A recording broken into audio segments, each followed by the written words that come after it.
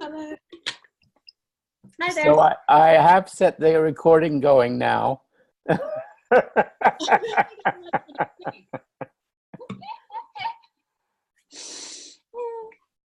That's fine.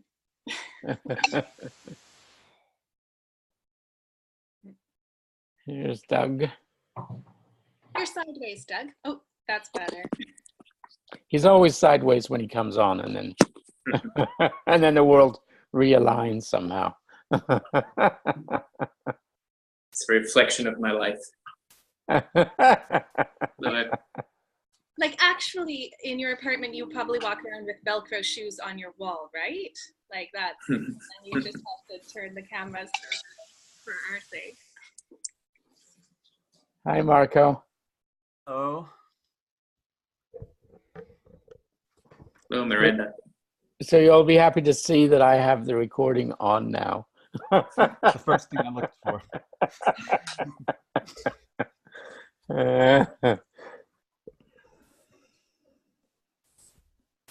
Johnny noted that he won't be coming. Yeah, he said he hadn't read the material yet. He could have come anyway, but Yeah.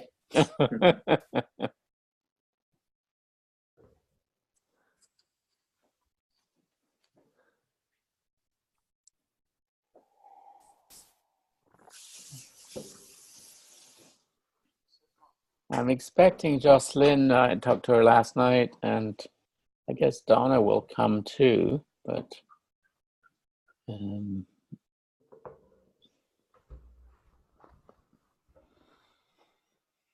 I don't know about Katina, whether she'll come or not.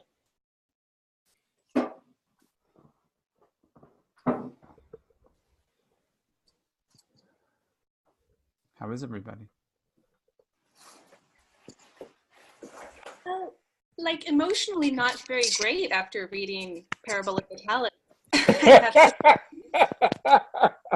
was an extremely difficult book. So. I'll agree with that, yeah. Yeah, it was worse than the first one. Hi, Jocelyne.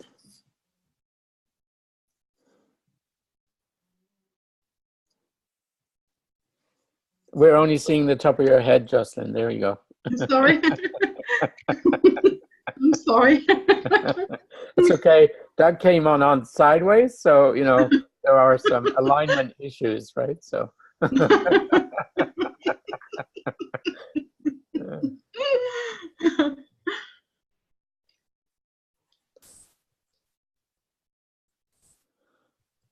Since I'm often traveling, I utilize my phone for conversations. And then I set it on top of my laptop, because my laptop has a fan that's constantly buzzing in the background that registers on when we're talking. So that's my sideways story there.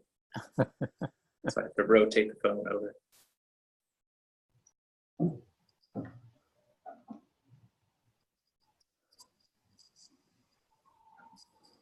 I'm at a artist residency with a bunch of people, so I'm in a bit of I just snuck away, so I feel like I'm a bit of a strange space. It's like a sonic cyberfeminism thing, so it's quite nice. But it's actually everyone's a fan of Octavia Butler, and people brought her up without me even mentioning what I'm working on these days, so there is a connection.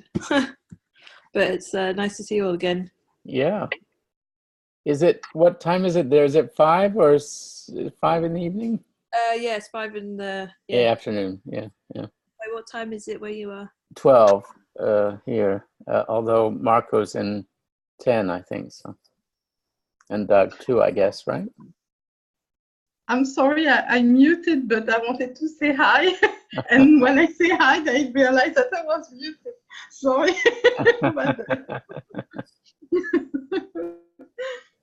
Well, we might as well get started. There'll maybe a couple more people will come in after we get going a little bit. But yeah.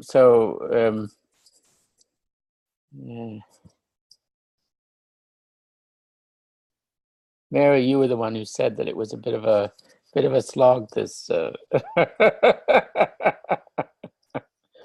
read this one. You guys might or might not know. I had to be evacuated from a boat earlier this month, and so we ended up just like waiting around in lounges with all the other people who had to be evacuated, and they all wanted to come talk to me. And I was reading this, and it had me sort of on the edge of tears several times.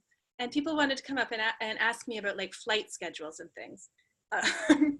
And I was really not in the mood for that. So, yeah, this one was pretty hard. I think it's all the like it's losing, like chapter 12, they've lost their children, right? It's just like the worst possible thing that can happen. Maybe that's hyperbole, but it feels like the worst possible thing that can happen to people. And resolution is a long time coming in this book. It's she just leaves us in this really horrible place for a really long time. So yeah, no, it was a hard book.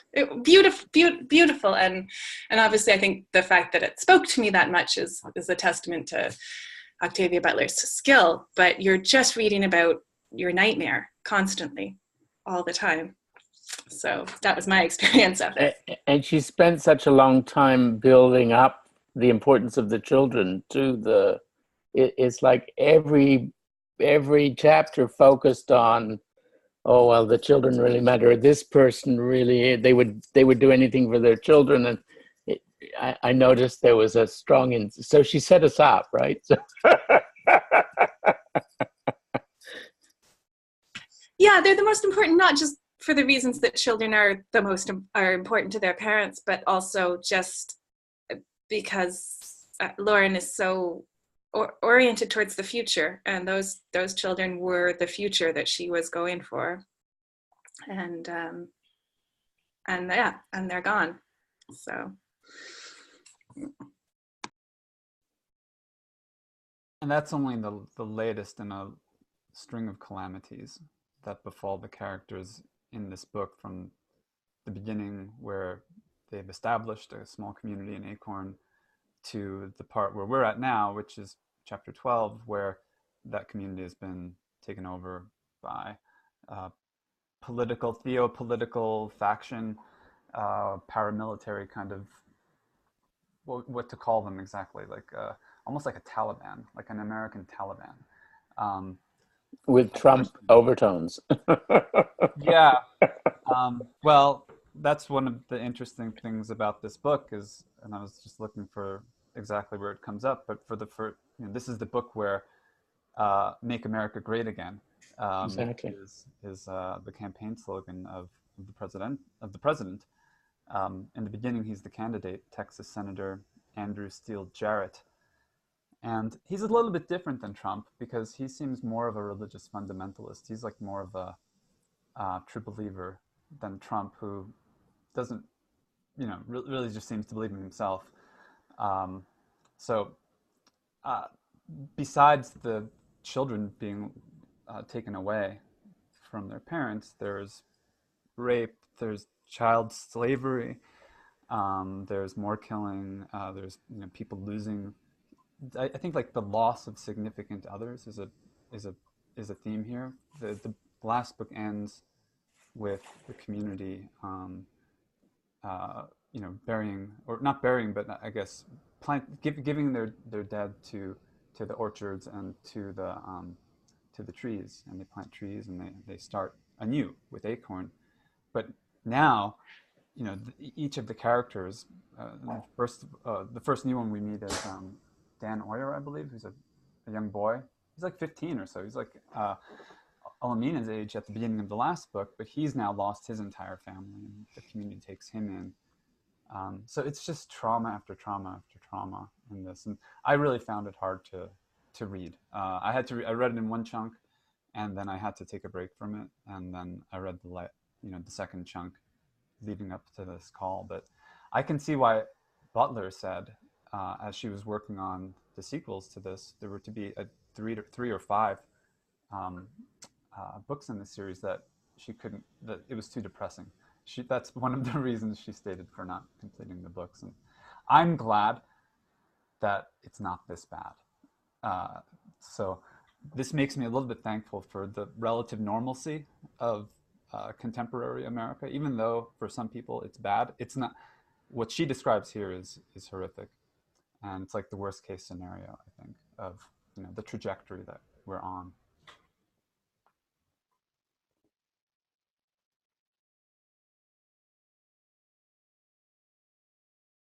Although it might not be happening in North America, but it is happening elsewhere. Like it's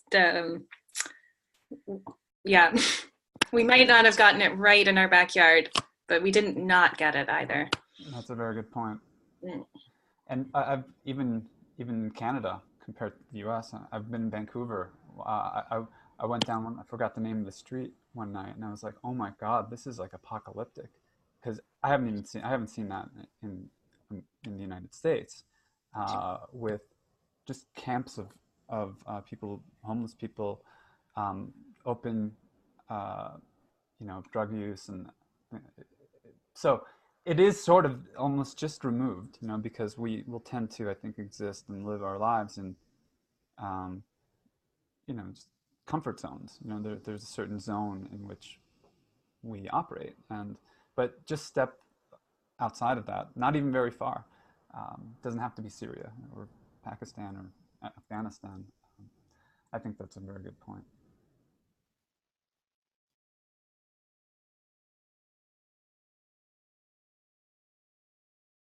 In our first conversation, I think, before we even began reading the books, we noted Butler's prophetic voice, how in a way she's able to, at least from Geoffrey's reading of the biography and a few others who had read the books, noted that she and I think going off of the comment, "Make America Great Again," there's this sense of prophetic voice in Butler's work.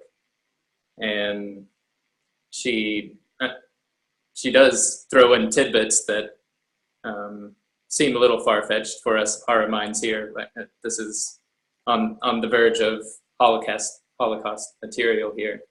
Once they get enslaved by the splinter group, I guess, of the Jarrett's Christian America, but there's other notes that could have happened here in America, where Texas, the state, wanted to secede from the nation because of what was going on in the country. I think that was during the Obama years. And so Alaska being a separate entity from the United States and a war going on between the states ties in with some of her reflections on the past through maybe her book Kindred, which I haven't read, but just the civil war that the United States has gone through. So it's almost taking some of those elements along with futuristic elements or SF elements into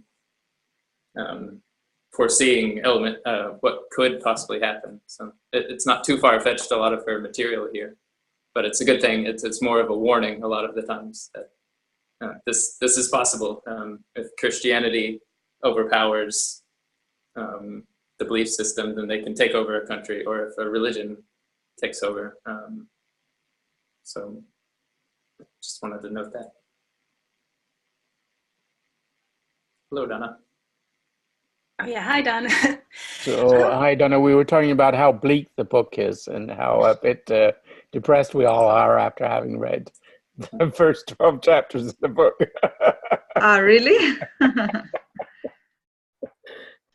Well, I myself, I'm very much enjoying it. Actually, I mean, I loved it. I loved the second edition more than the first. I have to confess. I mean, here she really, Butler is amazing in her writings, and the character itself, development of the character, the events, the depth. I felt there is more depth here.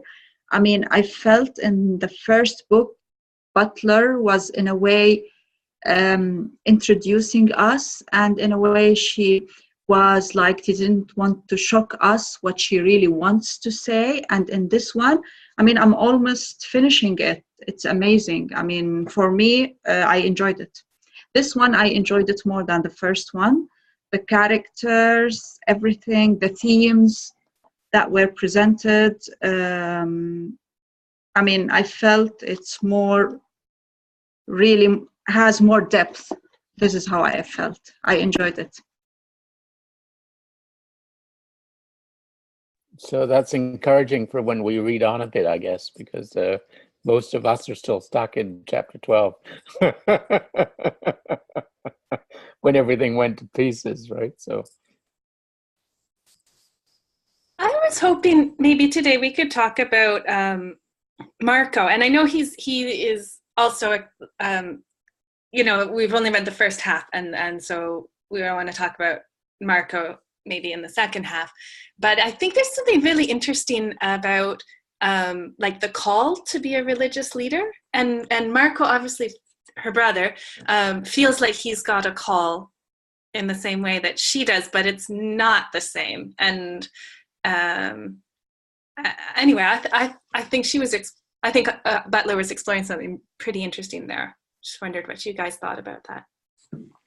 Yeah, and going off of that with the book as a whole, this second book is maybe what Dona could confirm is that the first one is planting seeds of positivity towards this religion that Lauren's developing, and then to sorry, I'm hearing my own voice here, but she's sowing seeds of doubt by introducing her own child, who we don't know anything about at the beginning, but saying she essentially despises her mother and this religion that she's formed. And when Marco introduces, or comes back to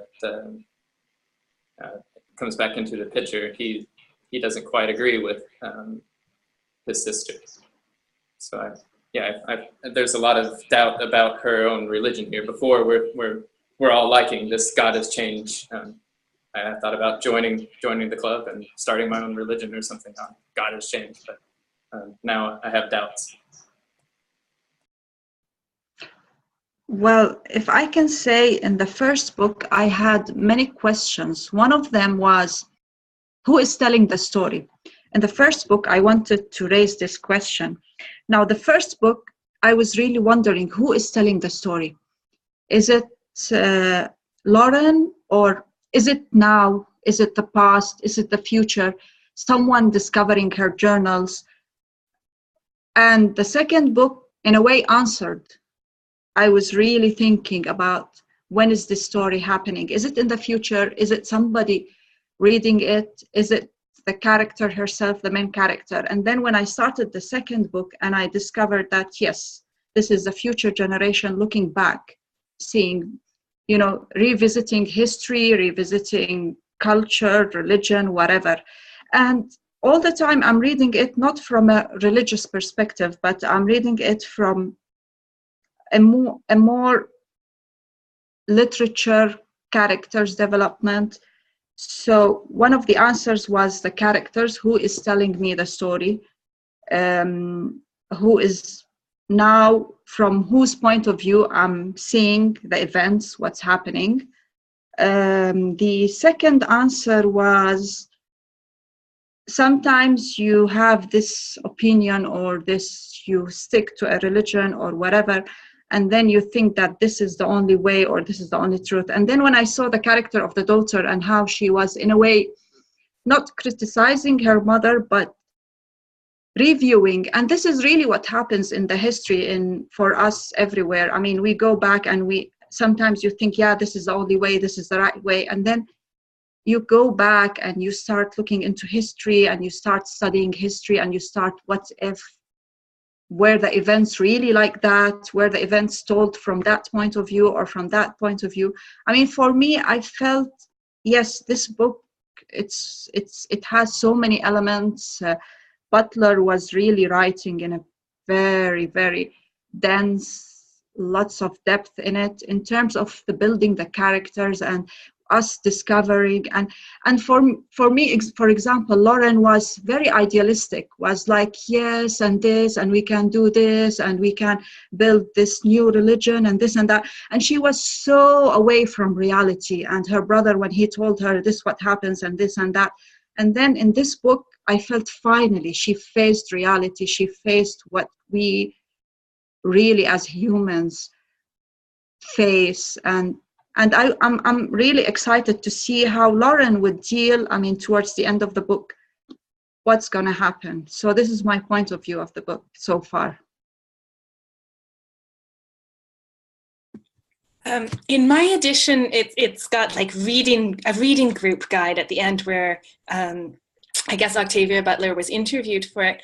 And she says that she was stuck on this story for a long time, and what got this novel going again was the decision to use the daughter as the frame, and that she decided to do that after her own mother had died, so to make it about a mother-daughter relationship. So I thought that was kind of interesting. That just gives it some context. And she also gives a voice to Banco. So some of the early texts had small segments that were written from the point of view of Banco, which I thought was really interesting too, because it gave an offset position understanding and some insight into what was going on in his mind, because we mostly saw him through Lauren and to some extent the daughter. But it was interesting to see, because that's another thing I noticed about this book. Like, if you, all of the people who seem to be considered to be in some sense heroic are women, and very few of them are men. And so to give voice to Banco was to give a voice to the masculine within the book, where it's clearly a book that's more oriented towards the feminine. So I did find the fact that she gave some space to Banco's point of view interesting from that perspective.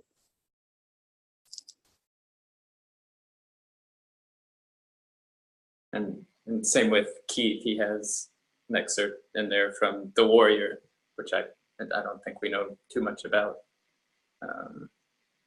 But I guess going back to what you were saying, Mary, he has the actual, like, Lauren in a way does have the pain, the experience of the pain through hyperempathy, but she hasn't necessarily gone through the, I don't know how to say it, or being taken away from her own mind to the point where she was a slave. Well, I guess now in a way she is with her, she's collared, but so she's experiencing what Marco experienced. So like Donna's saying, she's waking up to reality. That's part of their come together, was that Marco is saying she doesn't really understand pain. She doesn't understand the reality of the situation or of Christian America, and that they, or whoever might enslave, that they're serious, that the pain introduced is serious. And that was enough to make him want to get out of there and find something else and not believe in what she was saying.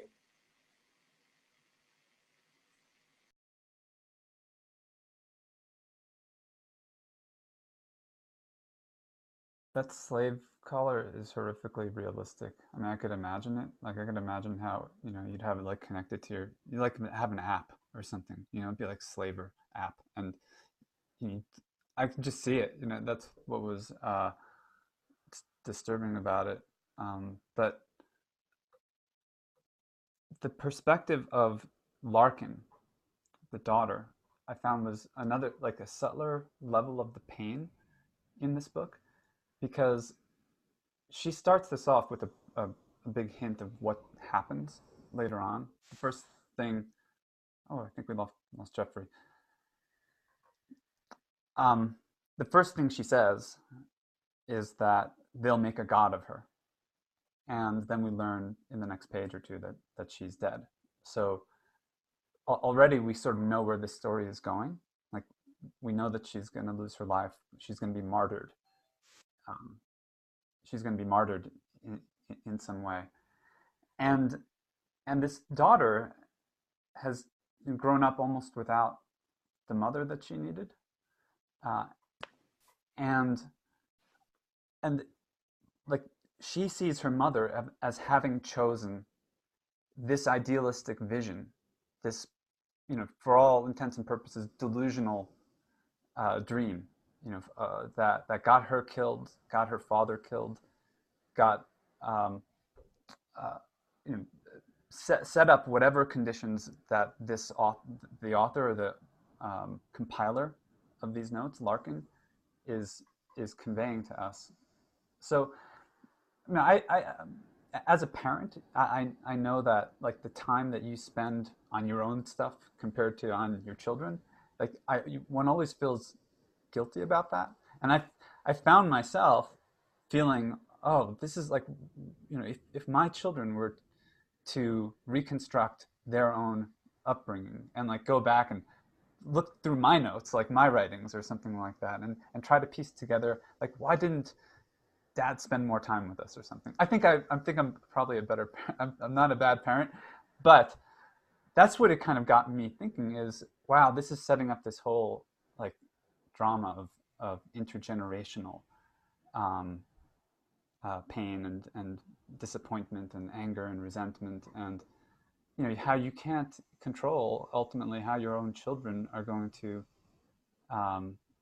see you. And so it really, I think what Dona was saying earlier, the emotional depth is so much greater, and I think it's partly because we're getting these different perspectives. Not only do we have an adolescent Olamina's perspective as the only, the main perspective of Parable of the Sower, here we have the daughter, we have Bankole, we have Marcus or Marcos. He changed his name. That was the other thing. He sort of went through a transformation from Marcus, I guess, Olamina to Marcus to Marcos Duran. So I would like to come back to that as well, but I just wanted to note that the one thing about Larkin's perspective and how, she might be young as well. Like she may come to appreciate things differently as she grows older. But this seems to be really coming almost to like set the record straight, or almost to counteract whatever is happening in the post Olamina, community, Earthseed community, where they're mythologizing her perhaps in some way, and she's trying to show another side. Like this might be like a Gnostic kind of gospel or something, or sort of non-canonical, book in the Earthseed canon. It's interesting to imagine like kind of where this is really coming from, and I think that's part of what also gives it more depth. I guess building on what you've said, the intergenerational trauma is quite important, and I think is seems to be coming to the surface, but through a really interesting like fragmentary storytelling. So the sort of multivocality and the fragments of revealing these glimpses of Acorn and what happened there is, like what it might be counteracting is really fascinating.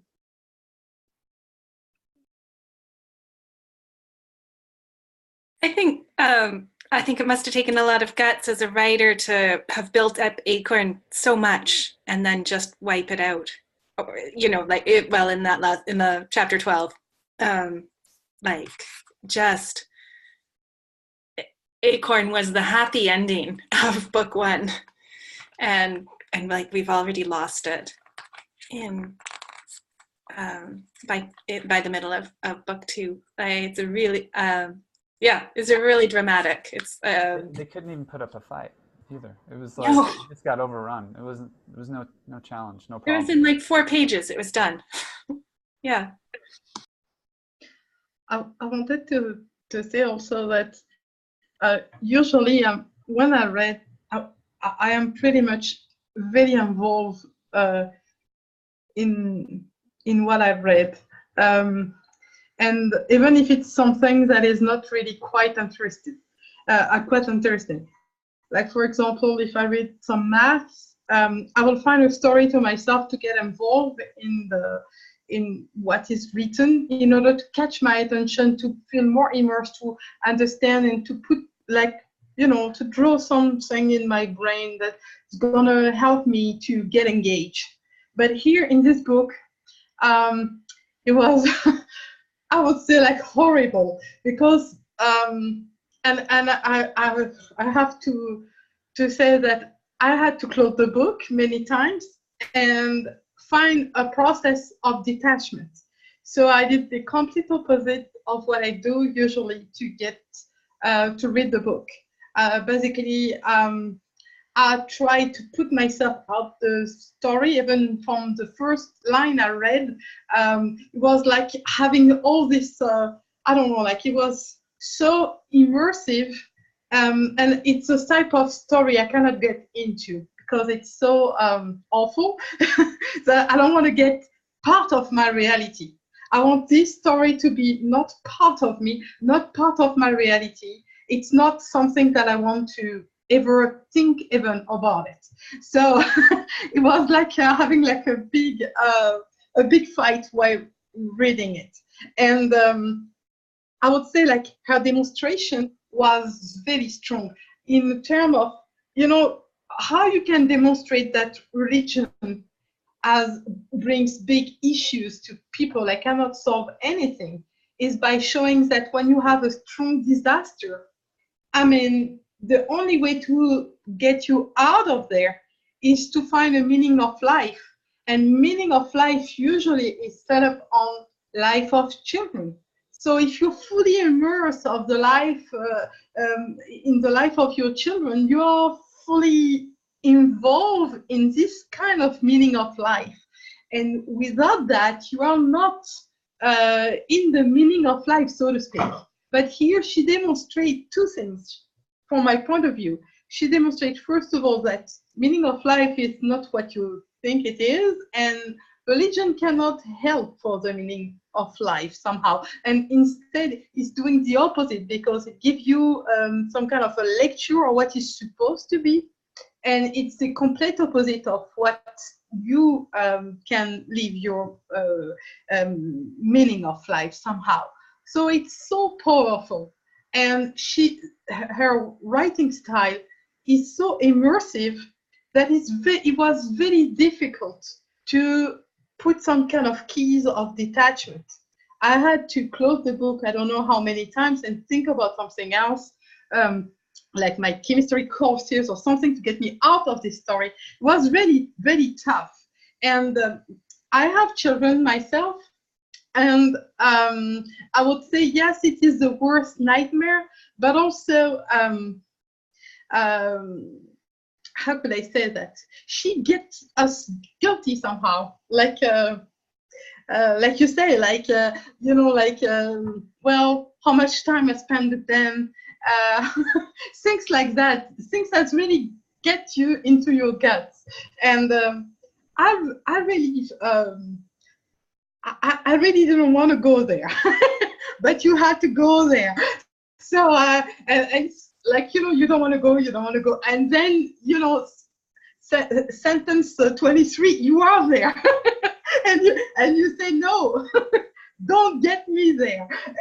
But she's so strong that even if it is very sad and it's powerful, it's sad, you feel sad, but she really leads you to, I feel like she is pulling her demonstration in a way that you cannot really escape the logic of it, the emotional logic of it. Like, you have to feel this deepest, worst thing that could happen to you in order to understand what she's trying to show, what she's trying to demonstrate. I felt something like this in the first book, but it was another kind of powerfulness. was something else. But here she really demonstrates that she is able to immerse a person completely. Like it's, of course, it's not a physical immersion, but almost physical, because when you talk about death, you are like touching something very physical, that even if it is just, you know, in your mind, it's bringing some kind of reality. I mean, some kind of embodiment. And so you are in there and you don't want to be there. But she hold you there, and I would say like she even put your head under the water to see how long you cannot breathe. And then she demonstrates, she's trying to call for enlightenment or something, not about religion, but about how you build your own reality, how you can take something meaningful without anything related to social obligation somehow, or and it's I mean, I was not able like others to go to the happy part. I mean, to feel a little bit lighter because it was so strong, and so I stay like I'm still the head under the water somehow, but I can see that she is really pulling off to build her demonstration and to try to go closer to this social obligation and the emotional trigger. I mean, she's playing with that so nicely, and I would say like she is like kind of she's scissoring things, and she's trying to put every block in place to build her demonstration as something that you cannot take something else to say, oh, but it's not exactly this way, you can have added that or this. Here there is no possibility of possibilities of going around. You are in there, and it's like a sharp demonstration of what she wants to say, what she wants to show, and it's disturbing, but it's powerful. And I was not the best reader in this one because I had to you know, to cut up the flow, and to it's really a flow from head to toe. It's really a flow. So I had it to cut it so many times that and I guess it's what saved me somehow, because I didn't want to be part of this. I really felt I need detachment, but in 2 or 3 phrases she brings you in. You know, she has this power to bring you in. So yeah, it was difficult to read, really, but it's so well done. I would say like her demonstration is so powerful that I still have the chills. I still have the chills of the, and I don't know how you did it, Marie, to go back to your activities after that, because I was not able to. I had to take a break after this. Yeah. When you were describing how you had to stop several times, I thought, Jocelyne, it just reminded me of her descriptions of hyper-empathy. Like you were having that problem, you were having hyper-empathy with the book, and you think that something like hyper-empathy is going to be a great gift, and it turns out that it just feels horrible. Yeah. I must admit that I don't think my reaction was quite as extreme as yours, Jocelyne. But I also had to, I couldn't read this all in one go. I had to step forward, step away, step forward, step away. I mean, partly because I had a very busy 2 weeks, but it wasn't motivated. I mean, I put it aside for long periods of time just because it was hard to go back to, even though, as you say, the writing is very compelling. And so eventually it pulled me back, but I had to do these long loops before I was ready to go back. So I think, you know, I do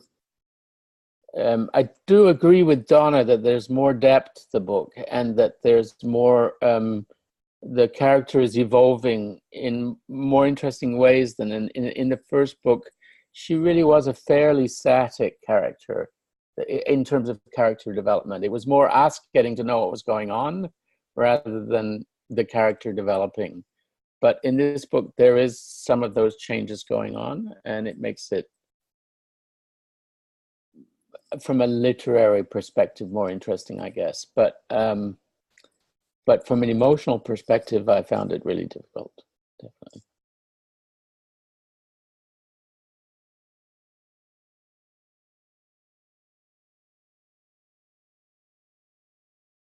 I'd like to ask a question of the group. It's one of the themes, regards one of the themes that comes up in these chapters, and it's the question of purpose and destiny. And this is maybe more intellectual, maybe it's not as pain-oriented, but it is important to Olamina, and she stresses this, and she and Bankole have arguments about it, that humans need a transcendent purpose. They need something that they could work for, attain, give their lives for. And that without that, she argues, that things fall apart, people turn on each other. And it's really important to her, and this is one of the differences between her, her religion and her brother's religion, is that this is a purpose that in her mind is realistic because it's achievable. Like it's technologically feasible, or she could imagine vaguely how it could be feasible that human beings spread from planet Earth to other planets and achieve a kind of species immortality or a social immortality or something like that through their children and progeny. And it's interesting because you learn that even the members of her community who were most skeptical at first have come around, and they're now, in the face of Marcus's criticisms, are defending Earthseed and are really questioning him and his view, his more Christian view of a transcendental purpose, of a purpose that is not of human means, is not achieved by humans. So it was one of the things that on the less emotionally painful level got me thinking more in terms of, well, like what are the ways that people can or do collectively orient around these big transcendent goals, and how important is it to cultivate that in a cultural or a social sense, and what does it mean if we don't have that? Like it seems now, like on a larger scale, doesn't seem to be a collective goal or purpose or meaning to our lives. So I think I was maybe raised in a culture that resisted the idea of transcendent goals. I remember my dad was a minister in a United Church in Canada. That's Methodist churches would be the equivalent in the States. And I remember someone once saying to him something like what's a church for? And he said, his response was, what's a family for?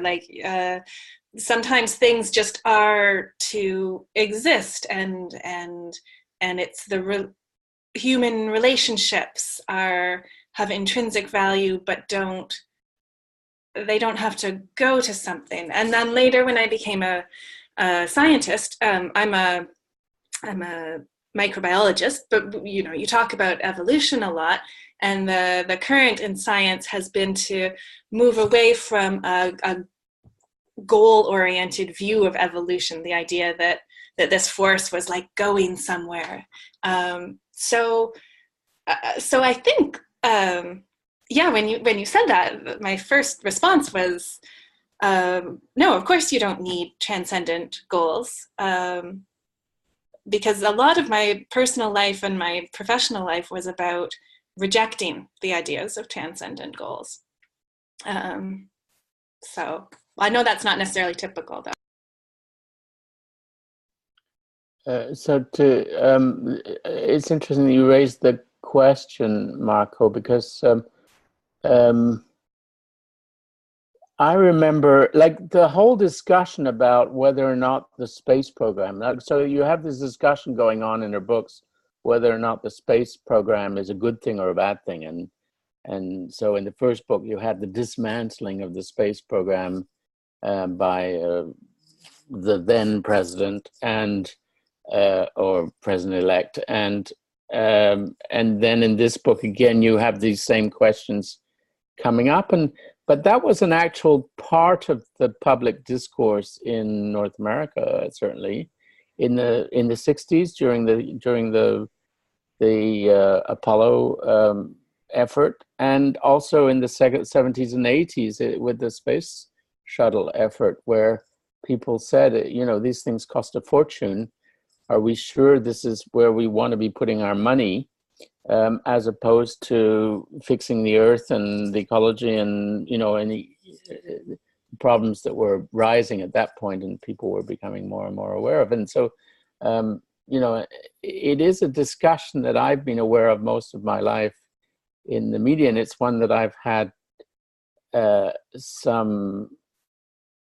mean, I've always been in favor of a space exploration, but I understand the other side of the argument, if you like. And so I'm a bit like Butler in that way, in the sense that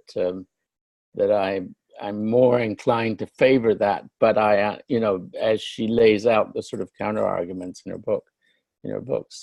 And of course, today we have Elon Musk and this whole sort of, I don't know what, I mean, I'm just picking him, but he's not the only one. But the sort of private industry space guru kind of figure that's become the leader of the argument of going to other planets, but as a kind of private enterprise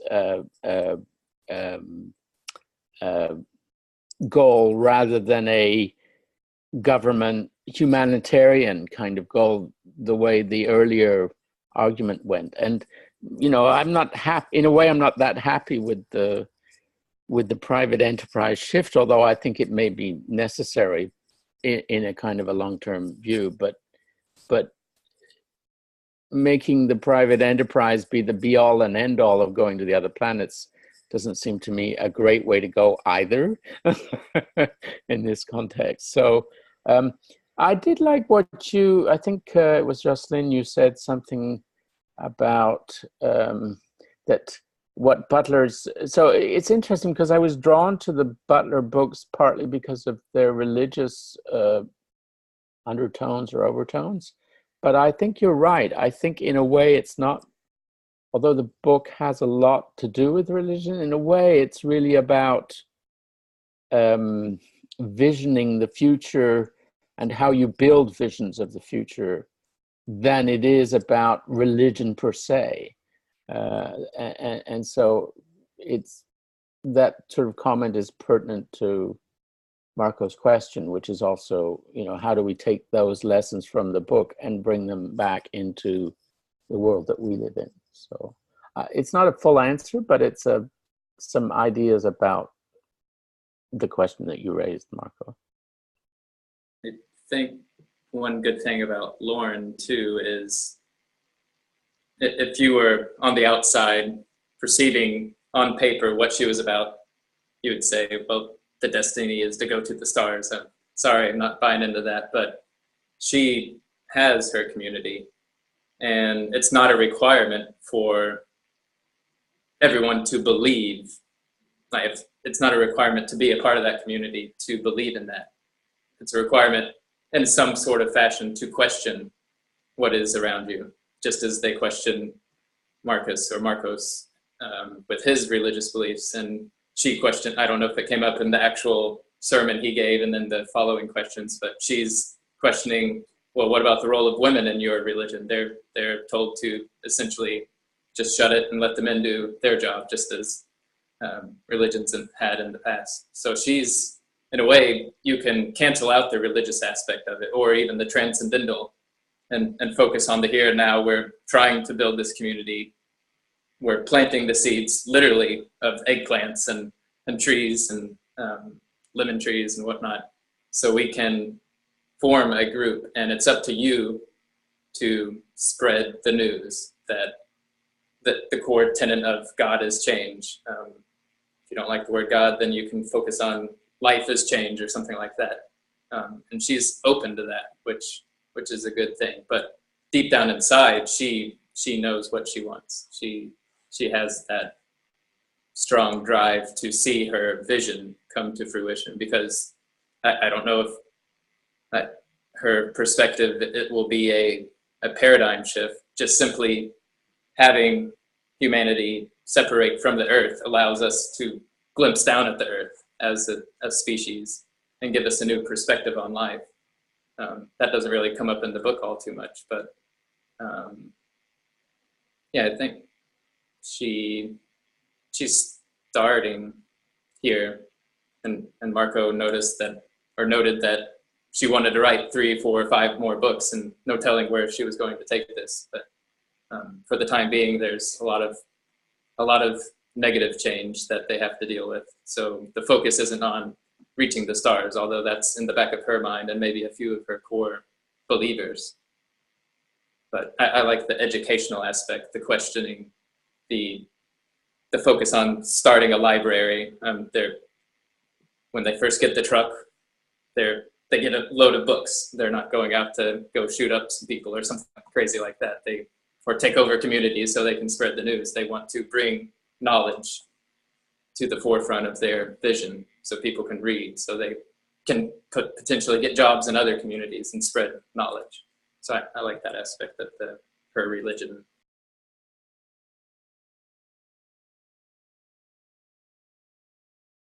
Yeah, there's an immediate practical, she's paying attention to every aspect of the scale, the grand vision and the plan for tomorrow and everything that seems to legitimize her viewpoint, that it translates into immediate concrete action.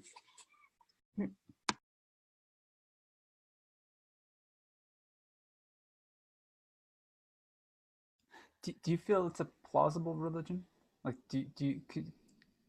I think it works as literature. Would it work in real life?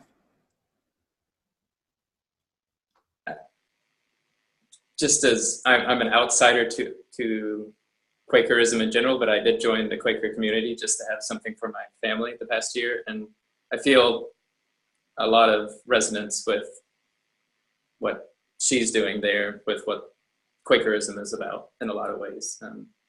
But I don't know. It's a good question.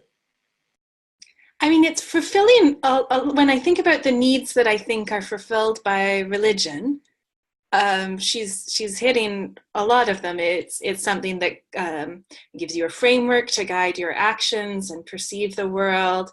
It creates a community. What else is religion for? Is a genuine question. What are people's spiritual needs that get fulfilled by this?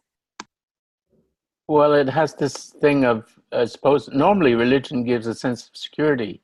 And it's one of the things that she remarks on, Lauren, a number of times, that the Earthseed approach is not necessarily one that gives a lot of security or sense of security. It's more, as we were saying, a kind of questioning role,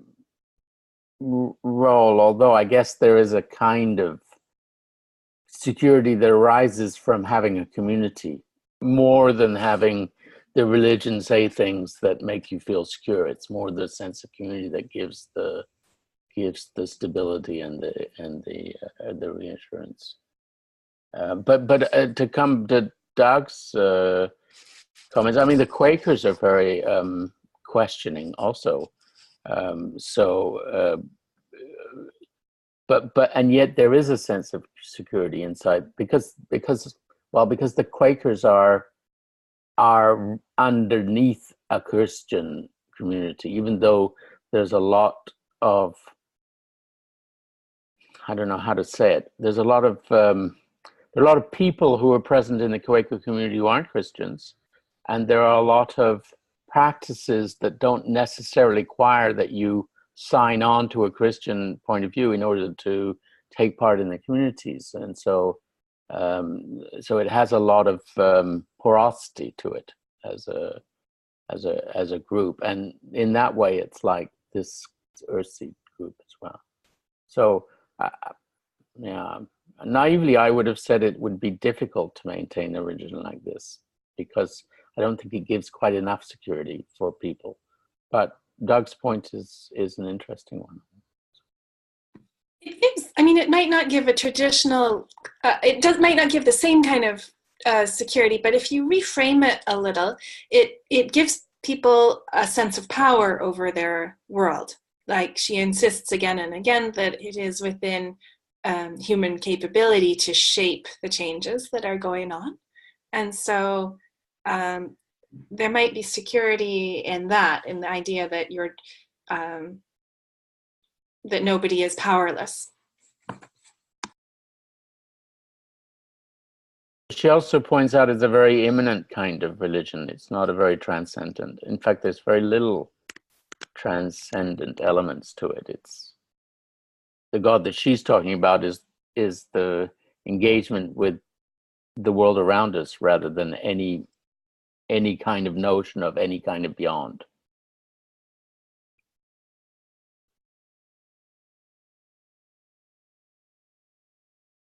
Yeah, I guess from my oh, sugar, what have I done? Oh wait, no, can you hear me? Yeah, we can hear you. All right, sorry. Yeah, from my perspective, not really. I guess knowing more about political organizing than religious organizing. For me, it felt like a intentional community and utopian and possibly anarchist in the sense of Mary, you're talking about agency. But I guess pointing to the fragility of that and sort of engaging with a lot of the of different perspectives on how difficult intentional communities are to maintain and grow. But it's interesting to learn more about the different, how this relates to other forms of religion.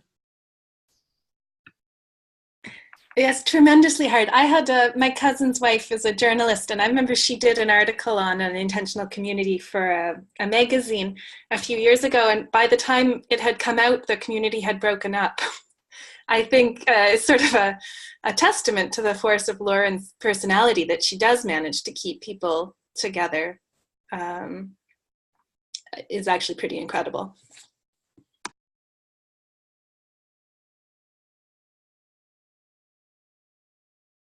Well, I think where we're at now with chapter 12, where this community has been has been completely disempowered, like that. This is a blow to the doctrine of shaping God. They've worked so hard to cultivate their land, to become productive, to build in their numbers and in their practices and rituals, and it seems like a vibrant, strong community, and it is just clobbered by this, by larger forces than itself. So I don't know how that's going to ultimately unfold, but I think it does kind of put maybe those idealistic aspirations or intentions sort of more kind of it maybe is more humbling, and maybe that's a quality even that's not as present in Olamina as it might be in a more mature spiritual leader or in a more mature spiritual vision. I hope that's not too much of a leading sort of question, because I'm just noticing that right now. Like, yeah, it's great to have real, a very passionate vision for the future. But if you can't recognize the ways in which that vision is there are much larger things going on, larger forces at play, then reality will find a way, it seems, to correct your perception on that. That is one of the things that I think makes this book so amazing is that Butler lets her characters be wrong about things. Like, Lamina clearly got well, this is maybe not, I don't mean to blame all Lamina, but something went wrong. Like this is something didn't work. And it would be, I think, so easy as an author, it is so easy as an author just to smooth problems out of the path of your character and let them succeed because they are your protagonist. And I think that makes this book remarkable. And yeah, and you said like it gets wiped out, but you notice the book's not over too. Like that in itself is its own message. Acorn has fallen, but we've still got I don't know, 100 or 200 pages left to go. So. And I also find the book really interesting. I mean, obviously, it's part of the reason why I was drawn to read it, because, of course, in my own books, I have my own religious movement, which is also my invention and is different from hers. And I have many of the same issues come up in my world. So it's interesting to see what she does with hers. And it informs me for how I need to take my own characters and my own plots forward in order to resolve some of these issues in my books. So.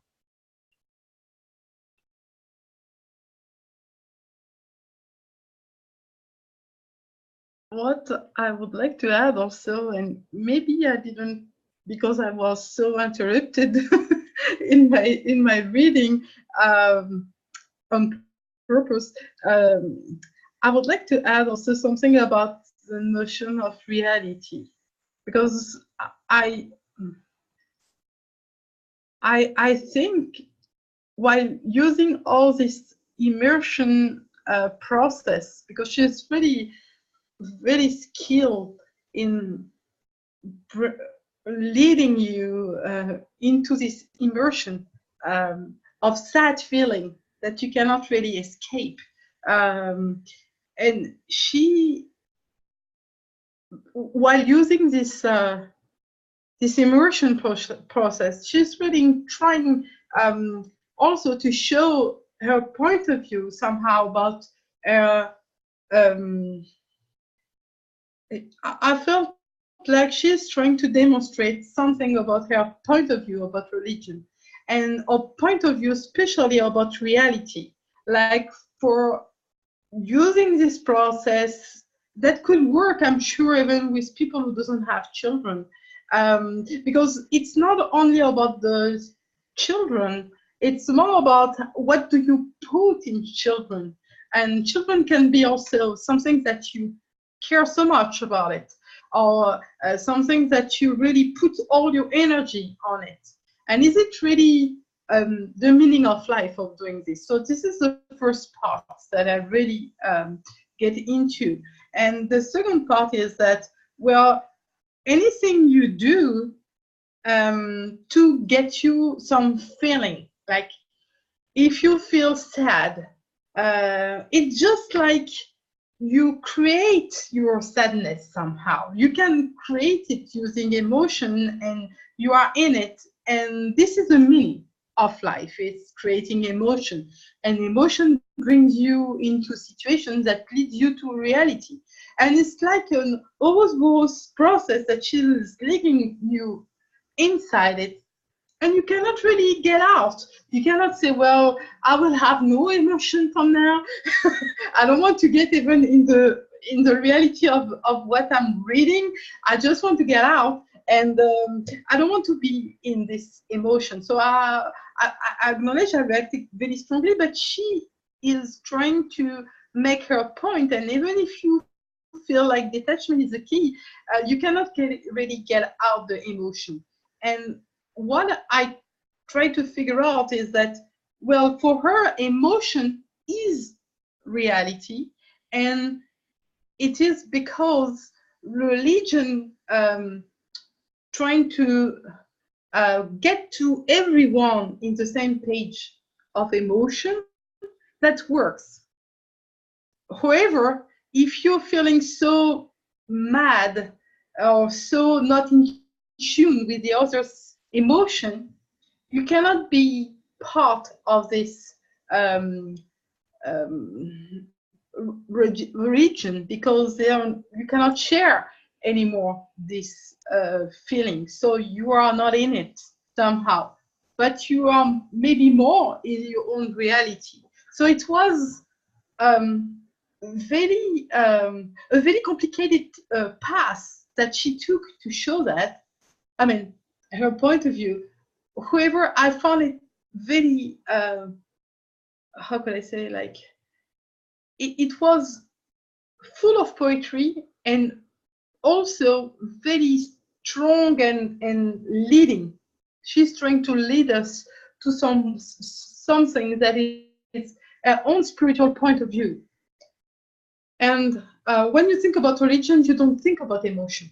You think about something that brings people all together in the social gathering and the same beliefs, but you don't think about so much about what can they share. And emotion is why the religion try to, not to make it too big, not to make it to help people to go together through the life and through events of life. But when something awful like this, losing your children, happen, well, the only thing that could pop up is emotion, and it's not going with the flow with these, and you feel disconnected with the reality. And she's really showing us this very clearly. And I would say, like, in a more philosophical point of view, the transcendent part of, going into understanding what's going on with, feeling emotion and representation of this emotion and trying to share this emotion with others, it's usually something that we don't go into because of our religion's belief. We were born this way. So trying to go around and to show that in another way without being not respectful of the belief of the people is very difficult. And I think that she succeeded somehow to show this process and how to have another point of view without being shocking. And it's really something that is admirable in her way she writes, because it's very difficult to do something like this about religion without shocking and really get everyone involved in this. I would say that that's a really big, difficult part she did, because I'm sure that it's kind of a universal point of view she presented here.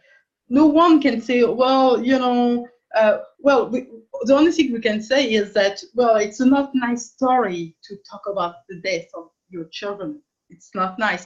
But despite of that, it's pretty universal, and everybody recognizes themselves. Even if they don't have children, they can acknowledge the feeling, they can acknowledge the emotion. So it was really powerful in that sense, that she really touched something very dear to everyone, because we always have either way be the children of someone else, or have children, or have something related to parentality somehow that is leading us to this feeling. So and for me, this is a text that really shows a point of view about religion, about what is for her the way we are in reality somehow. Yeah, sorry.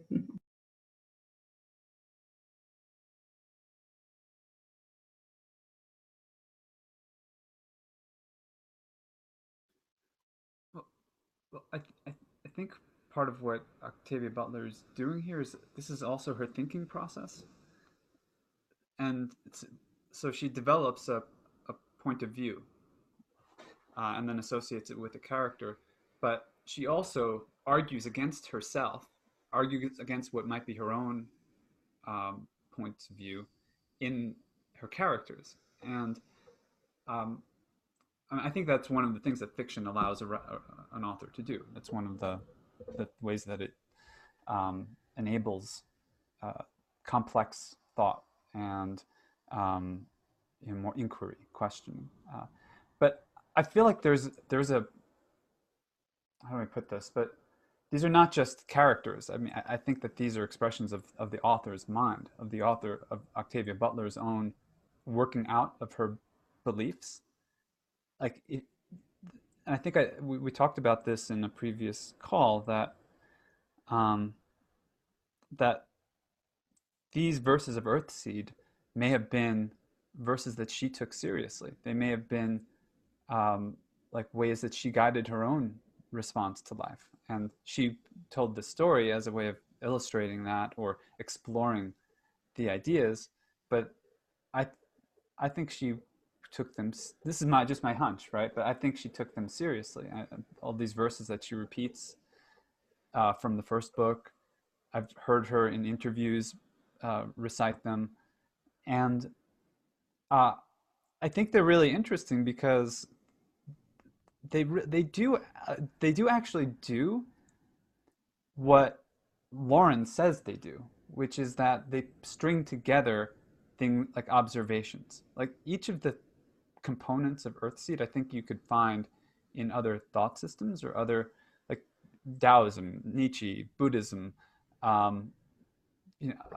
certainly science fiction, the space race, like politics, because this is coming also out of an observation on human nature.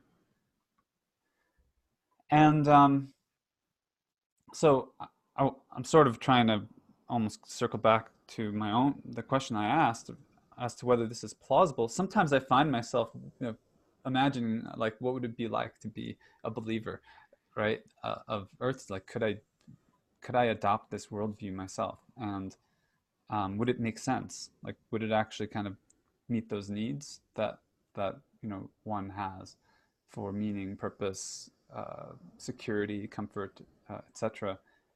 But also philosophically, so that it makes sense as an account of reality. Like that's the thing that is, I think, interesting, is that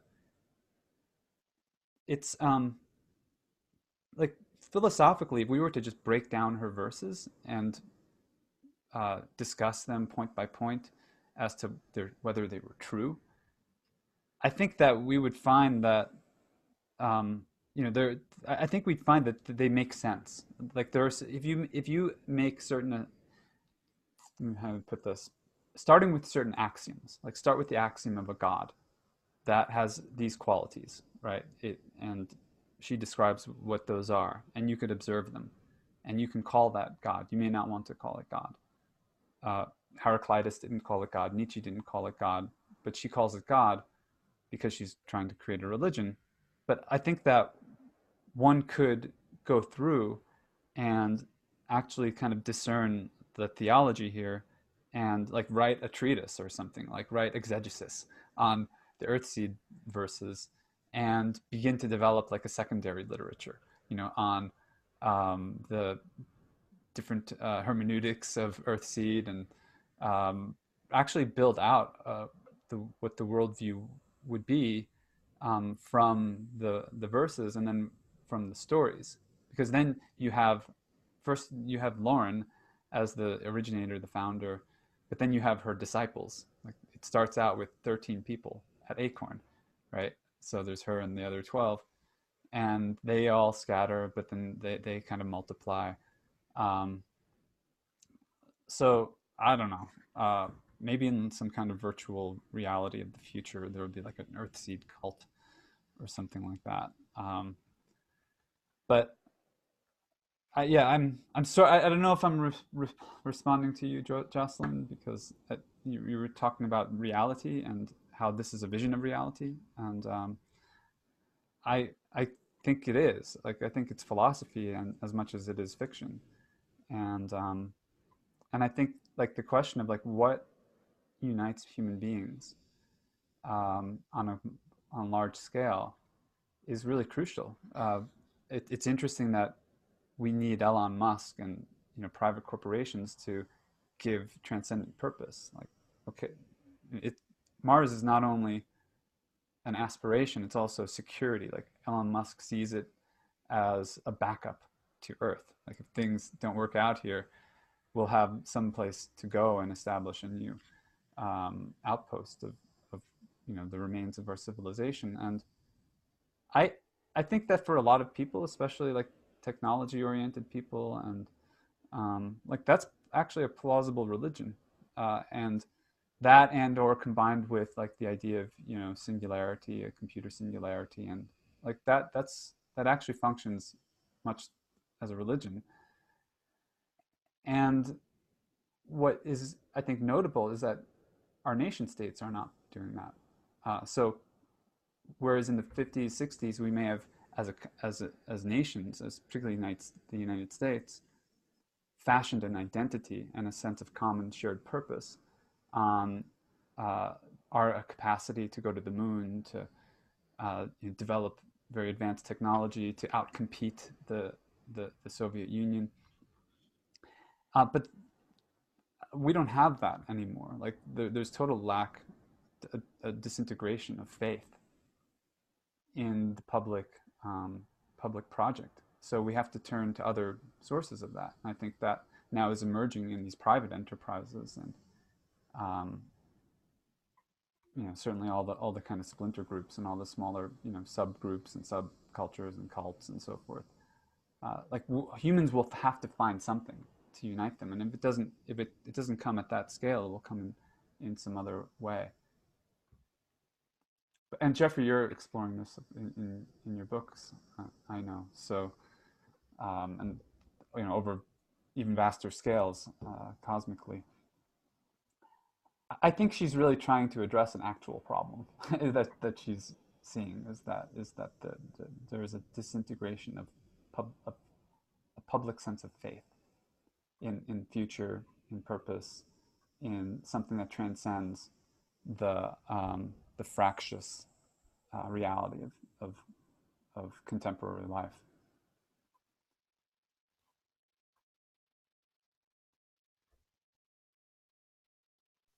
And certainly nation states are in decline. So I mean, that's part of the reason why they're not investing that way, is because in a sense they're losing popular support. It sounds an odd thing to say for a government, but they are. I mean, people are investing their time and effort in other ways than they used to spend in supporting democratic governments. So, that's part of the problem. So, I agree. Something has to take the place of the sort of collective engagements that the nation state at one point might have served, but in a particular kind of way. Yeah, I think you're right. In France, they did a study with young people, saying that if tomorrow there is war with Algeria, which was we had a war like 20 years ago, and which side will you take? And French young people said, "Oh, I will become Algerian right away because I don't want to war."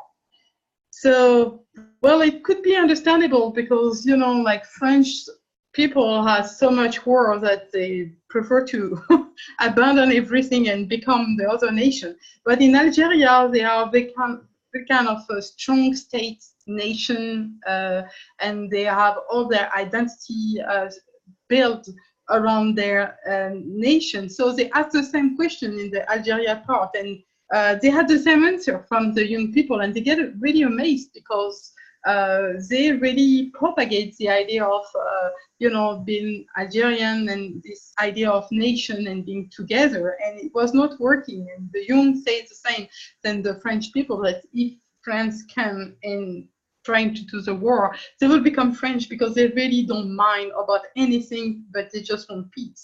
And so I guess this political point of view of building, gathering around the idea of sharing nation or religion even, are really not working somehow.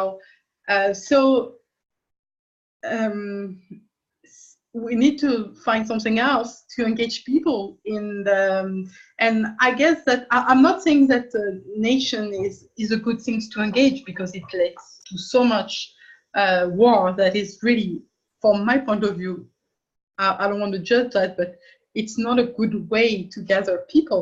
But trying to find something else, it's not that easy, because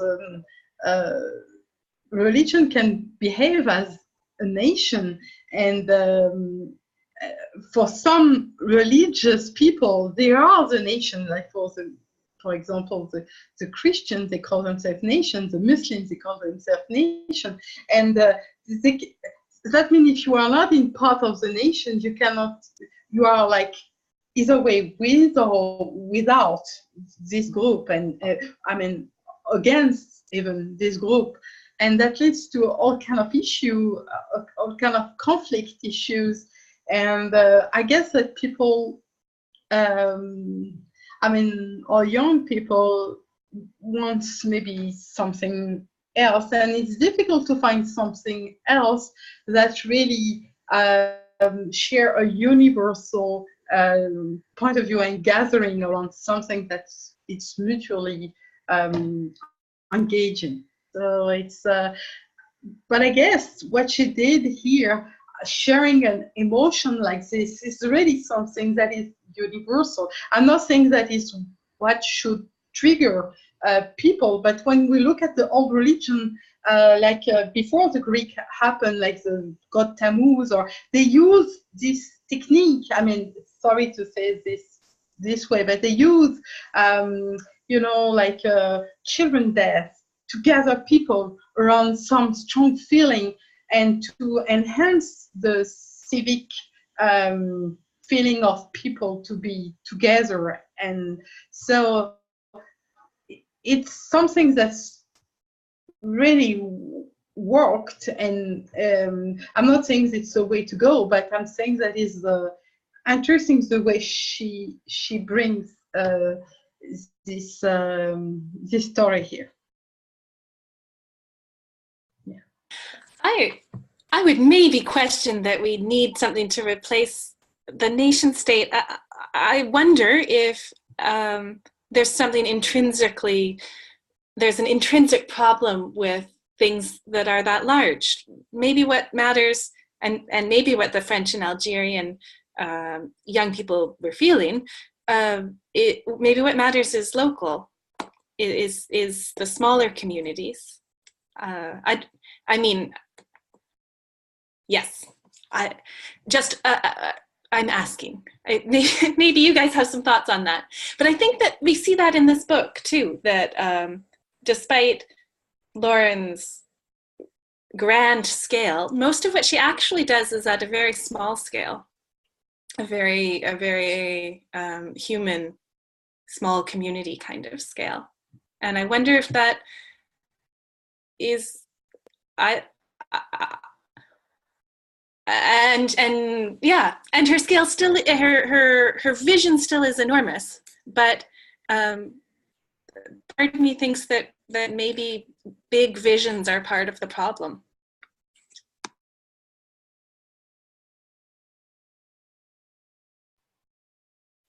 Well, I don't know. I was just trying to bring a short answer. I think that you're right. Like a big vision, it's maybe not the answer, because if what the young French and Algerian people didn't like is to embrace something that they were never part of. Like when you are in a big group, you have to withdraw some of your singularity, some of your own belief, to be agreed with, to follow the flow, and to forget about yourself somehow. And when you have a strong nation identity, it means that it should fit the bigger part of the group, but it always leads to not including everything in there. And so and it also shows this in the book somehow, that it is like we're not, when you are not with, you are against somehow, and it's the whole concept. And we are human beings, we're not like this. One day we can say, oh, I love blue, and the second day we say, oh, yeah, I prefer red. I'm sure of that. And we change all the time. We are like changing people. We change our identity. We felt like our identity has to be like in one block, but in fact, every single second we may change point of views, and this idea of nation, that state nation, that you should be like this, is like you have a country that identifies themselves as principles that cannot be moved. And so it's difficult for people to get linked to something that is not strongly related to their own way of being somehow. So it can change and it can be different, and it's somehow a tyranny to impose to people to be always the same. So it's, I guess it's also, the book is also about that you have to love your children, but when the children are not there anymore, like, you have the right to change also. You have the, the right also to put aside your guiltiness. And I mean, it's really raising a lot of questions. Yeah, but I guess that your question is really deep in that way, because it's really enhancing one part of the book. Like, she doesn't think clearly that it's that, but the way you put it in question is really interesting, because it's, even by trying to answering it and building category, it's also misleading somehow. So yeah, it's really rich. Because she's talking about these different groups, that they're trying to launch a war, that there's a war coming, and the different, so you're right, she is addressing these questions in the very broader scale, even as she's focused on the micro community, the particular micro community that she's looking at.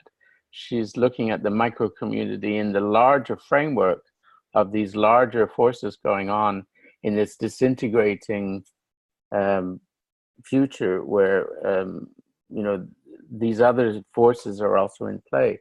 And it's interesting because the discussion, because I mean, in a sense, I mean, certainly before countries and nations emerged, you could have wars between one group and another group, but since the emergence of the nation state is the only, perhaps religions, but maybe nation states and religious communities are the only ones who wage war. I mean, the nation state is the first entity that engages in war, and so and it was interesting that the context, the example that you gave, Jocelyne, about the French and the Algerians is a question of war. So it may be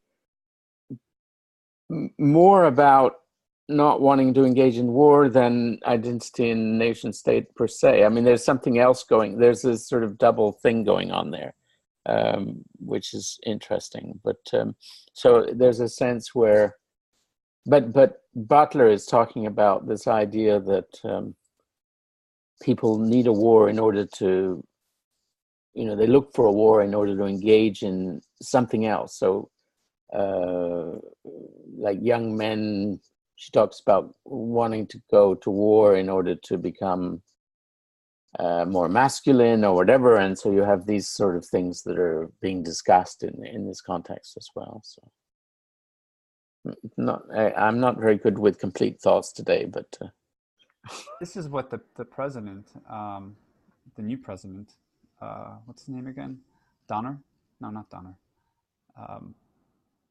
But that's what he's targeting. Like he's stoking those patriotic, nationalistic, jingoistic sentiments, and he's in a way, this president, trying to give purpose to this nation that has become disintegrated. It's fallen into chaos, and so, you know, as happens when civil order breaks down, a strong man kind of leader raises up to give everybody a purpose, and maybe that purpose is that, you know, we have to get rid of this group of people, get rid of the heathens, get rid of the non-believers, get rid of the immigrants, the aliens, etc. It's a very the president as well as Alamina are both responding to the same need, but they're doing it at different scales and in different ways. I think the nation state, though, I mean, although it's an agent of war, from another point of view, it also is a way of preventing war amongst tribal identities.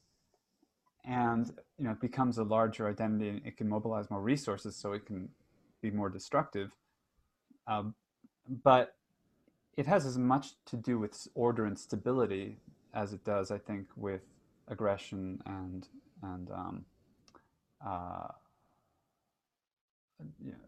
aggression and exclusion.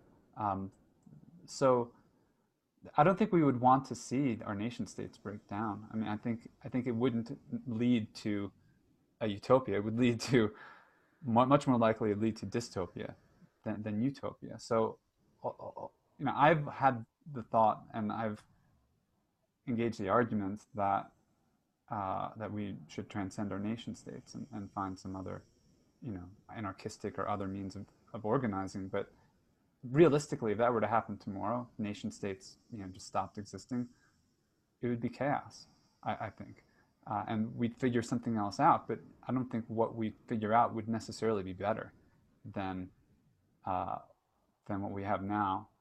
So, I mean, that sort of that historical evolution, like progress, I think it's very difficult, and that's part of what Butler, I think, is also here dealing with, is that change is not easy. It's not a linear process. Like, we can't just posit a better future and just get there by straightforward effort. It's a lot more fraught than that.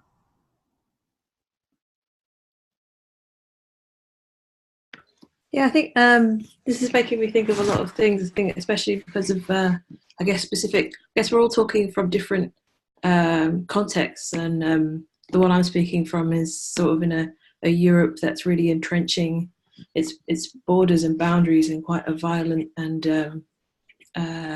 just causing a lot of death, Fortress Europe. But then again, also coming from you know, half Greek, and you know, my great-grandparents come from what is now Turkey, and these nation states only existed because you had this sort of multi-ethnic, multi-religious region where people that was just destroyed through the creations of these nation states. So I think the creations of nation states are so violent, and now all of these different European countries trying to entrench their own, what they see to be, you know, seemingly static identities is also a very violent process. So I think it's interesting to see how reading this book speaks to the different places where we are, and also the fact of just total continuous war in different ways. Like, you know, the British Army's been deployed different countries at war every year since the only one that's not was, I think, in 1968 or something.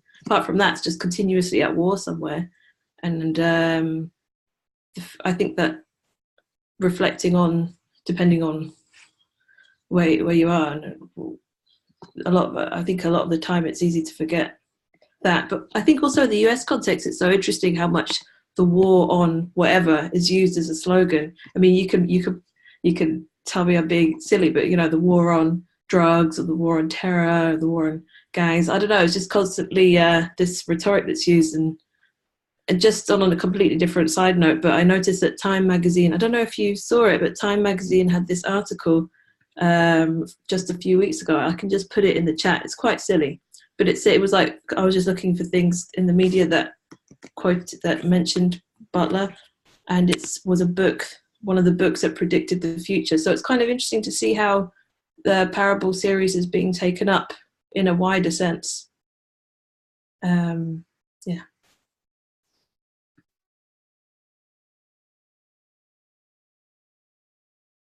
We do like wars in the United States. So that's not silly. That's a common theme. Even something good, we have to make war to achieve it.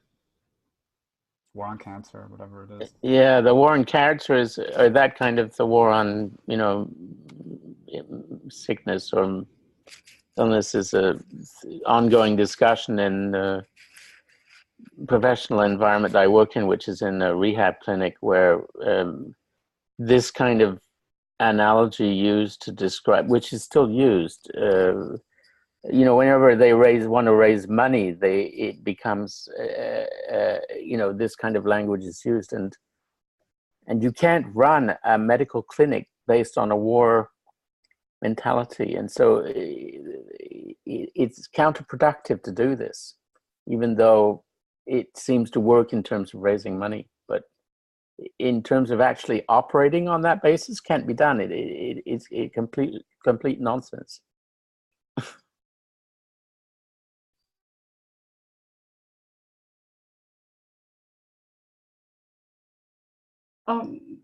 I guess that war is an interesting concept because it's a way of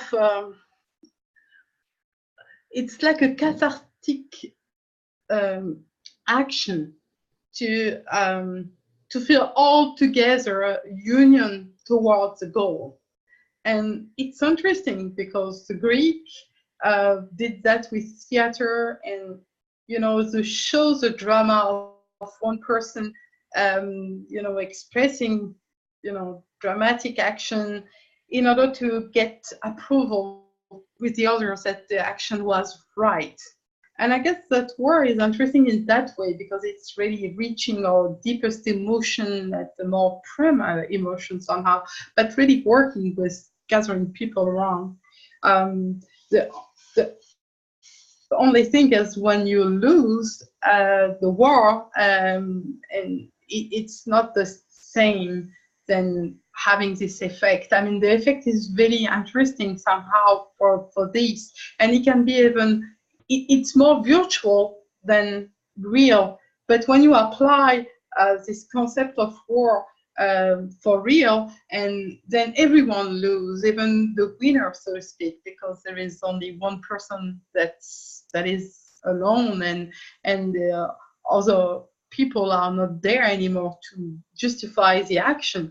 So it's a tricky situation, and I guess it's the reason why also video games work so well, because in video games you can trigger all this gathering with all the people. I'm thinking about World of Warcraft and things that are really addictive, and it's all based on this, that you have to join the community, you have to get help from others, and so you can play on your own, but if you play with others, it's really going to give you an edge, and you will succeed. And what is really addictive is that it's fighting for the right cause somehow, and be all together engaged in some kind of conflict. But what is engaging is not resolution of conflict, it's more the gathering, and everyone looking at the same, in the same way, in the same direction. And that really it triggers amazing feeling with that. And I guess the nation state is all set up on this on this idea that we all together to fight for the same cause, and we are together because we are better than the others that is not inside the nation. However, what the Octavia Butler present is that, well, if the children dies, you feel this feeling is way out the feeling of gathering and religion and war and state nation, and it's something universal. And she brings like a level zero of the feelings that I mean, in her demonstration, she's I guess that she's really trying to find a universal way of showing that all our understanding of gathering and understanding of being together can be not as right as we feel it could be. I'm not sure I was clear on this. Sorry. I'd like to read from chapter 2, just the Earthseed quote, which is about chaos. And that is God's most dangerous face, amorphous, roiling, hungry. Then she says, shape chaos, shape God, act. So everybody has their own way of shaping chaos. And we're talking about the war metaphor later on in that chapter. I guess it's the part where it's mentioned the Make America Great statement, but I'll read that little bit too, and it kind of speaks to what we're talking about here. So she's mentioning how it was a nice day until she was reminded of Jarrett again. And she says, the thing is, you can't separate Jarrett from the religious nonsense. You take Jarrett and you get beatings, burnings, tarrings, and featherings. They're a package. And there may be even nastier things in that package. Jarrett's supporters are more than a little seduced by Jarrett's talk of making America great again. He seems to be unhappy with certain other countries. We could wind up in a war, nothing like a war to rally people around a flag, a country, a great leader. And then she goes on talking about how some of her people are leaving because they want to be safe. So they find security in Jarrett's message. So they go on to say that we have 4 children. Like we want our children to survive. So in a way, there might be talk in the Make America Great Again. Like we're going to save your children too here. So come to us. So Lauren doesn't really have that promise, but she's also I don't know what I want to say there, but I don't know how to phrase how she is or how her word. Well, she sees how short-sighted that is. I mean, she sees that is not ultimately going to work. And I think the Earthseed idea is an attempt to provide a solution to that problem. That people need to have something that unifies them. They need to have a collective vision. But it has to be something that is creative rather than destructive. And so I think that the Earthseed idea is creative. It's about life. It's about propagating life. And it's about certain kinds of virtues or ethics that one practices, not because they're intrinsically like platonically right, but because of the way that change works, because of the nature of reality in this system of belief. Like if one acts in a certain way, it will produce conditions that support life. And if one fails to act in those ways, then it will result in chaos, destruction, death. So I think that's I think it's a really I'm kind of mulling on this because I think it's a really serious problem actually. Like if we look at the spiritual level of what's going on culturally, socially in the world, there's such a crisis of meaning. And I know that there are many different ways of fulfilling that for individuals, but I don't know how that really is playing out on a larger scale. I mean, on a larger scale, I see meaning-making structures and systems more breaking down than building up. And maybe that's good too. Maybe it has to come from the ground. Maybe it has to be grassroots or whatever. Maybe like many different approaches or ideologies or belief systems or groups or communities is what's required. But the tribalism has its problems too. Like, it's where I think our emotional life is most fulfilled, in smaller groups. But you know, those groups have to be able to get along with each other, and so there has to be a common context for those. And if it's not the nation state, then what is it? A planetary governance or an anarchic kind of decentralized cyber utopian, you know, sort of planetary civilization? I hope that this is relevant to Miranda, to your research, because I think that's really kind of the question. It's like, how do we envision a future that doesn't, you know, where we can't rely on the big, you know, structures that we've grown up with? I think this is one way of this is like an imaginative thought experiment in that, but I think it's really trying to get at a real problem.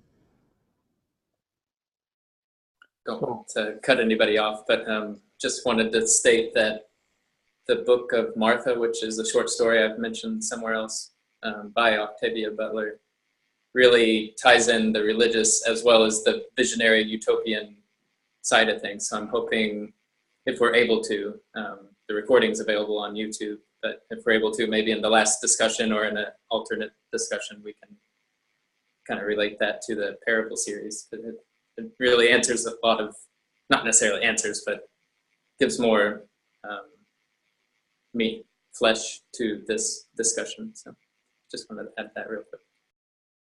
That's a great idea, Doug. Did you post the link on one of the threads for that? I'll do that sometime today or tomorrow.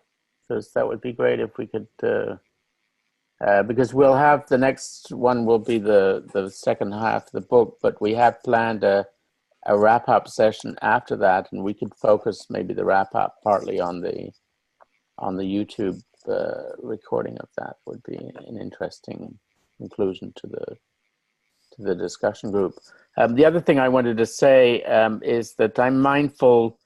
I mean, one of the distractions that I've had in the last couple of weeks while I've been trying to read and progress in this book is, you know, so I know in the US you have your own election issues going on, but in Quebec we have a provincial election going on right now. And the issue of immigration has come front and center for the campaigns, raised by a somewhat right of center group initially, but what's interesting about it is the group that I sometimes support and used to support has come out also with a critical perspective to opening the gates for immigration. And so two of the political parties in the discussion have come out critical of immigration in Quebec, and the other two parties are in opposite. And they're not the typical, they're not the two right-wing groups and the two left-wing groups. They're one right-wing group and one somewhat left-wing group. And then the other two are sort of in between those groups. So it's an odd political context. And the other interesting part is that the polls that have been done of people suggest that there is much more popular support for immigration than any of the political parties seem to realize or recognize. And so, but there are some issues that come up in the polls. So there are questions about how people are being integrated into the culture. But in general, people are favorable towards immigration. So this is also mixing up but it's interesting reading Butler's book and thinking about the context of what's going on right now in Quebec.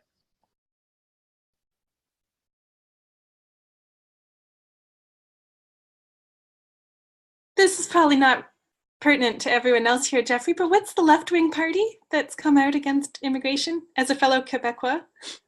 The Parti Québécois has said that immigration should be restricted in Quebec. Okay. All right, thanks. They've lost my confidence, I'm afraid. So. Yeah. Thank you.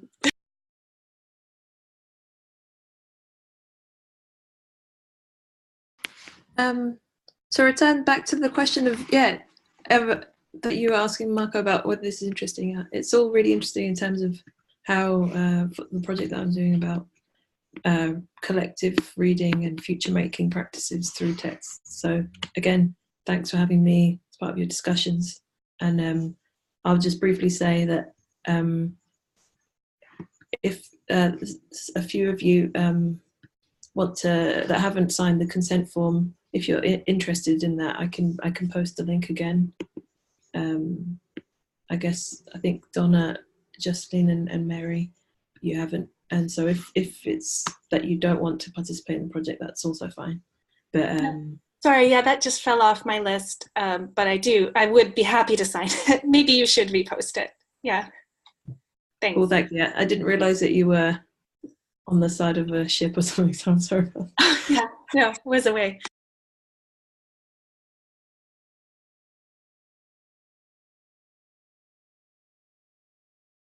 Mostly been talking North American context, a little bit of Europe, but Donna's in the Middle East, and I'm curious if she has any reflections on nation state, transcendent purpose, religion, and politics, as those might relate to the book. Not a loaded question. Well, yeah, I mean, in the Middle East, we are still living in the nation states. I think after post-colonialism, all the countries are living in the nation states. The idea of religion, actually, I mean, the book itself, I mean, the basic theme is religion and belief.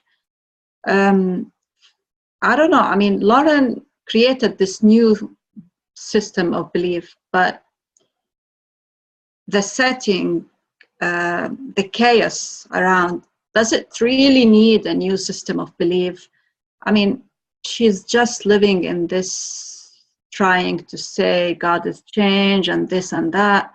But I think what they really need is to step out, take action, and not just keep on, like her daughter said in one of the chapters that she felt that Lauren is like her mother, her mother, she resorted to drugs, and Lauren, in a way, she resorted in creating this religion and, and trying to, I don't want to say hide behind this system of belief, but in a way, I mean, when I kept reading the novel itself, I felt furious. I mean, at certain points, I hated Lauren, and I'm like, do we really need a new system of belief, a religion? I mean, we in this region, in the Middle East, we are now revisiting the religion, and we are revisiting, and we are reading religion from a historical point of view. And do we need a system of belief? Do we need a God to move us and to do this or that? We've been using this for going into wars, for convincing people, for converting people, for doing this and that. And this is where we are today, I mean, in this region. Is this really what we need, a new system of belief? For me personally, I don't think so. I mean, Marco, you said something about meaning. Would religion create a meaning for me? I don't think so. I mean, I don't think that I would find answers in religion, in a system, and a belief. And even, I mean, usually religions, they would have this definite reality and definite truth, and this is it, and nothing, this is what you'll have, and there's nothing outside this. And Lauren was against that, but really, basically, when her brother, she asked him to argue, she did the same. I mean, the whole argument between him and between the people of Earthseed, they refused him. They didn't accept to listen. And even she in a way, I felt she showed him as this weak, not ready, but still he has his own belief, and you did not accept that. And you accepted and you said that the only reality is within Earthseed. But what if there is another reality? And what if there are other people who are believing in other things? And the people, I felt the people who, in a way, were in that community out of convenience, because outside they might get killed, food is not there. I don't know. This is how I felt. Sometimes even you would go to a community, to a religion, you would immigrate to another country because you want to be safe, you want to do this and that. But I don't know. I felt, in a way, she did not convince me, Lauren, in thinking that the answer is Earthseed and this and that. And then saying the future, when she talked about the future, that yes, people will go out to other planets. But really, look at Earth. Did we really were responsible enough to find or to live or to even save Earth from an environmental perspective, from respecting ourselves? They became slaves. People became slaves and chaos and everything. And then you're thinking, well, yeah, we go to other planets. We will ruin other planets if we just go to other planets. This is how I feel.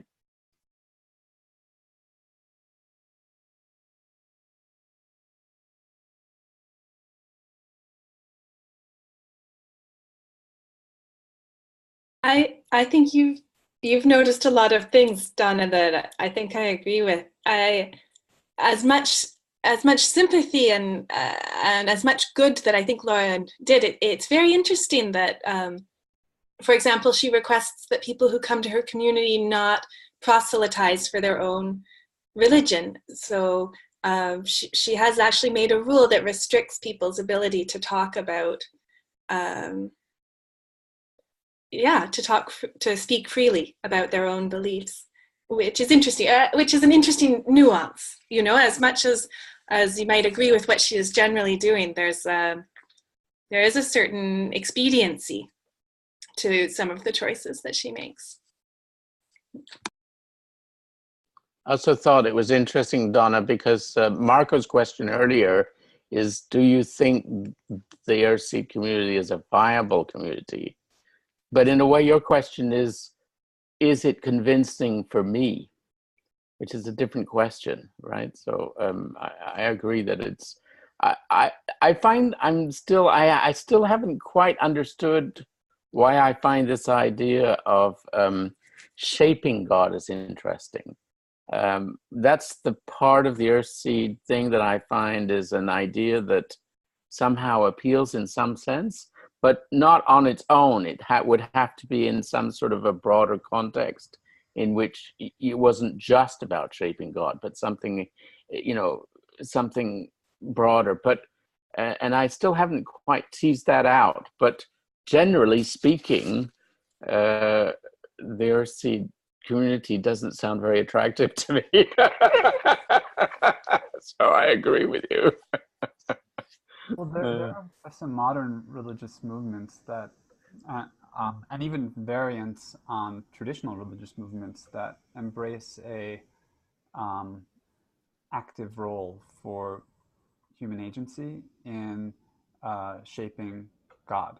For in other terms, what I'm thinking of is the conscious evolution idea, whereby humans become co-creators with the universe or with spirit in shaping the future, and that this becomes the sort of union of the scientific evolutionary perspective that forms can evolve and adapt with a religious or a spiritual perspective that our interior lives or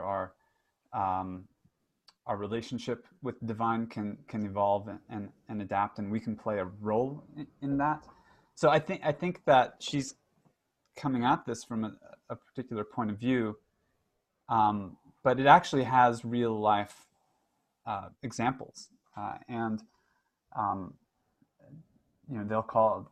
I've been associated with some of them in some ways. Like they all call themselves evolutionary spirituality or conscious evolution, or those kinds of ideas. And it's not like a religion in the same way, but there's definitely a spiritual practice, spiritual kind of worldview about how the cosmos evolves over time, and the role that humans can play in shaping that.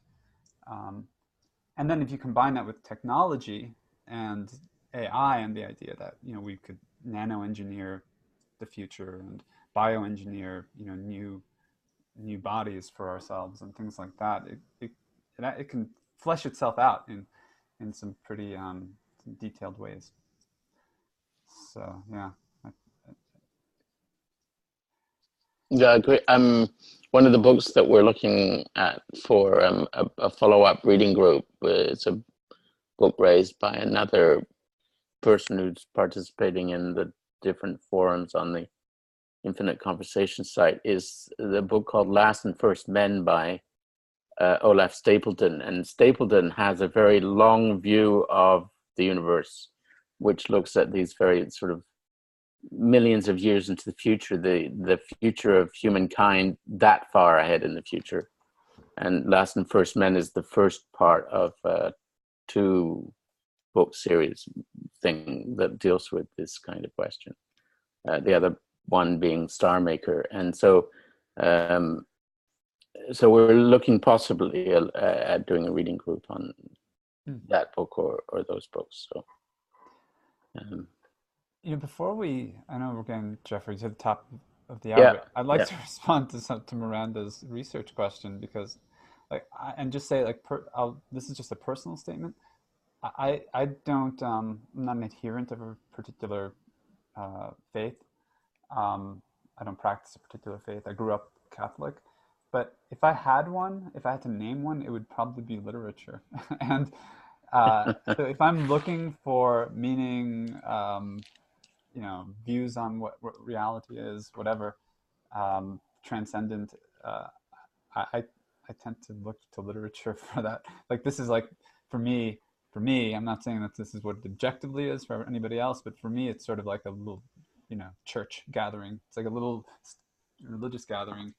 And I think that's, to me, that's maybe an important, like, just to go back then to Mary's point about how Lauren begins to institute some kind of thought control systems, some prohibitions on what people can, not on what they can question, but what they, what can compete with her narrative, with her story.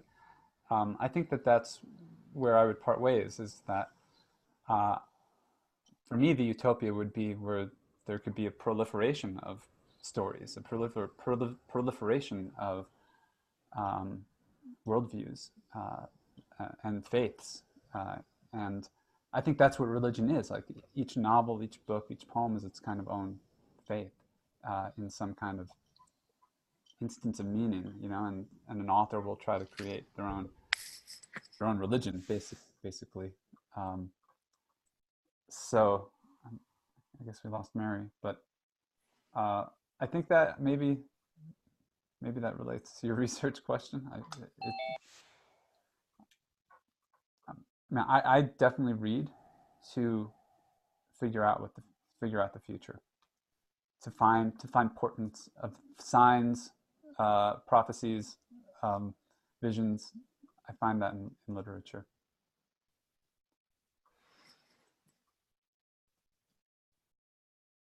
Cool, that's really interesting. And I know that's the end of the 2 hours, but I look forward to carrying on discussions with you all the next time we meet. So I'd like to finish it up, since we're all busy people and I've got things to do this afternoon as well. As always, I am thrilled by the depth of the reading takes on a whole different understanding following the discussions each time. I have my own, I sometimes feel it's very superficial understanding. After I listen to all the other stuff that comes up, I go, how come I didn't see that? Or how, So, but it's always such an enriching experience to do these sessions, to transform my reading of the book in new ways. So thanks for everyone for your contributions, and we'll see you all in 2 weeks for the next installment. Thank you. Bye. Bye. Cheers, bye.